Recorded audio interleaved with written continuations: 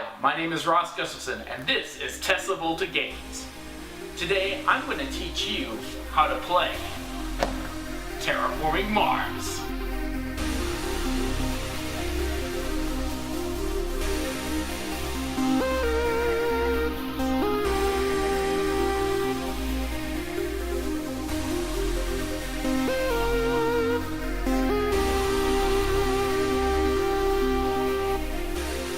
Alright, in the last video, Game Structure, that's video 2, we learned that there are 7 kinds of actions that you can do. This video is going to cover 2 of them. That's it. Only 2.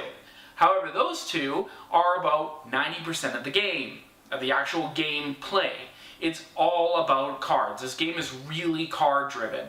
Yeah, there's some other actions on the board, and they are very important, and they can win you the game.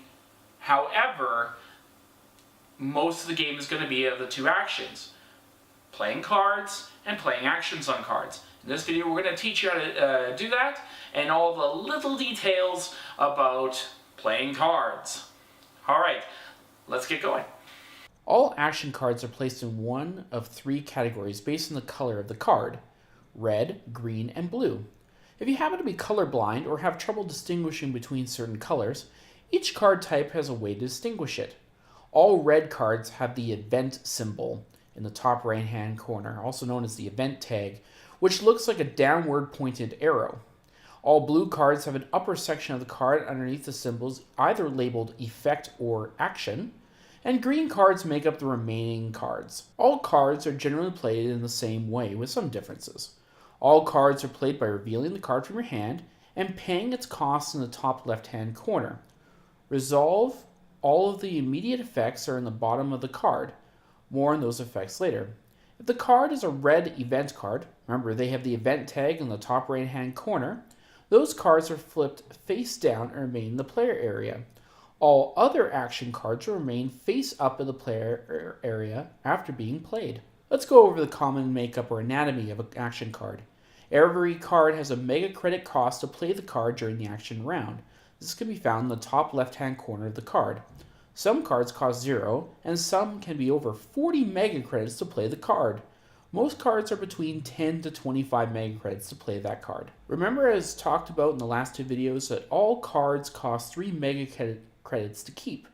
So keep that in mind when buying cards, because you will need money to play that card equal to the card cost in the top left-hand corner. If you can't play a card this turn, you can always save your money and play a card in the future round. There's no hand limit and all of your cards remain in your hand until you play them. Back to the card anatomy. All cards have a top bar with symbols on the right side of the card cost. On the left hand side is the requirements of the card.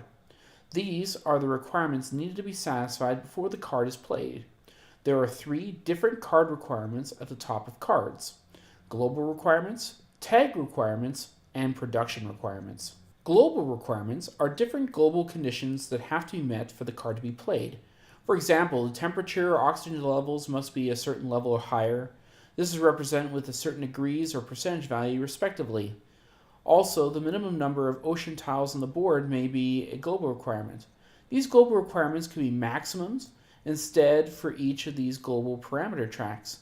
This means that you can play a card until the value on the track is beyond the max value on the card. This makes some cards great for the early game, but useless later on. Tag requirements are requirements based on tags of face-up cards in the player area. As mentioned, tags are a symbol on the top right-hand side of the card. You saw the event tag, but there are many different tag types. Some cards will have multiple tags. Any card that requires a certain number of tags to be available will state what kind of tag and how many of those tags of that kind in the requirements area of the card. To see how many tags of that type you have, look at the tag area, the top right-hand corner of the card, of all your face-up cards in your player area that have been played. Count up each tag found on your face-up cards. Some cards may have multiples of the same tag, so count both tags of those cards. If you have the required number of tags or more, you are allowed to play that card. Production requirements are requirements based on your production levels. Some cards require a player to already have one or more of a particular production rate on their player mat. To check if you can play these cards, simply look at the level of the production rate matching the symbol in the requirements area of the card you wish to play, and if your production level is equal to or greater than the required production level, you can play that card. Underneath the artwork, all cards have a description of their immediate effects. Some cards have no immediate effects, and some have many different kinds of immediate effects. All immediate effects happen top to bottom and left to right on the card in that order.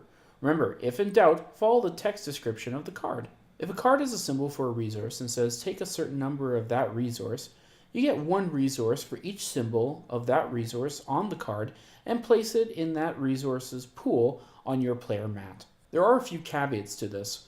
First, if the symbol is preceded with a negative or minus symbol, then you will need to lose that many of that resource. If the symbol is surrounded by a brown textured background, then you gain, or lose if there is a minus sign preceding it, that number of symbols in production rate instead of raw resources.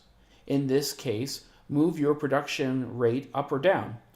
Remember, your production rate can exceed infinitely beyond 10, but can never be lower than 0 except for mega credit production. Now there is a problem. What happens when a card tells you to lose production or resources, but you don't have all the resources or production that card requires you to lose?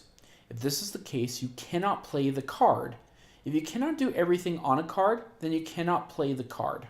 If you see a solid, thick red border around a resource production, or some other symbol, then that means that effect happens to any player, not just you. This is how you can affect other people's resources, production, or cards. As for other immediate effects, follow what the card says. If the card requires you to place a tile, place it as per the normal rules unless the card says to place it in a special space. Card rules always override the normal game rules. Some cards have a Mars symbol with a number on them, or some formula. This is end game scoring.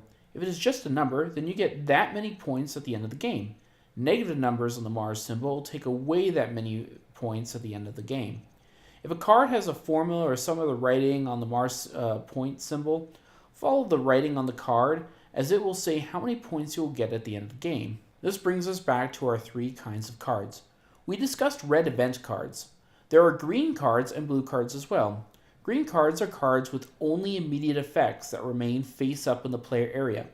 Most cards in the game are green cards, and they are the most straightforward. Blue cards have an additional component.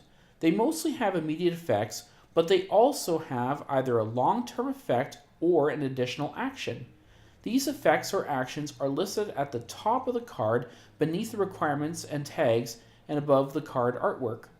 These cards will either say effect or action. The effects are passive that begin immediately after the card has been played. These can make cards with certain tags cheaper, allow the user to do other actions cheaper, change the required global parameters of other cards, and other interesting effects. These effects do not require an action to activate the effect. However, some blue cards have actions, and those are one of the type of actions a player can perform in their turn. These actions are available immediately after the card has been played. These actions can be taken only once per generation, and once taken should be marked as taken by placing a player marker on the card. These player markers are cleared from the cards at the end of the generation during the production phase. Some cards store tokens and state they are of a certain tag type. If a card states that it stores tokens or places tokens on another card anywhere on the card, follow what the card says and add the resource cubes to the appropriate cards to show how many of those tags or resources you've accumulated on the affected card. Be careful as to which tags are on which cards, because other cards may combo with certain cards to give you more tokens or to take away tokens off of cards. On some cards of all 3 colors, there are 2 symbols, the building symbol and the space symbol. Any card with the building symbol can have its cost paid for in money and in steel production. Steel production is next to the mega credit production of your player mat. Each steel resource you use counts as 2 mega credits for the purposes of playing cards with the building tag on them. As long as the card has the building tag among its tags, steel can be used to help play more building cards. Titanium production is next to steel production in your player mat. Each titanium resource counts as 3 mega credits for the purpose of playing cards with a space tag on them. As long as the card has a space tag among its tags, titanium can be used to help play more space cards. Steel and titanium resources are spent along with mega credits. There is no change given for excess steel or titanium used to play a card, so be careful about how much steel and titanium you use to play those cards. There are reminders in the player mats to tell you how many credits each steel and titanium are worth by default when using those resources for paying for cards. Steel and titanium cannot be used to pay for the respective tag cards when buying cards in the research phase of the game, because buying the cards in the research phase is done in secret, and that phase is for getting the knowledge of the project, not for executing that project in the form of playing a card. Generally speaking, steel and titanium resources are only used for the respective card play. Whew! Well, there you have it. That's all the information you need to know on how to play cards and play actions on blue cards. Well, what's next? Well, next we have other kinds of actions. Although not as important or as complex as the two actions that we discovered here, the card play, they are still important, can shape strategy, and can win or make you win or tie or lose a game. So head on over to video 4 on all other kinds of actions, and I hope that, again, we continue to spark your interest into better games like Terraforming Mars.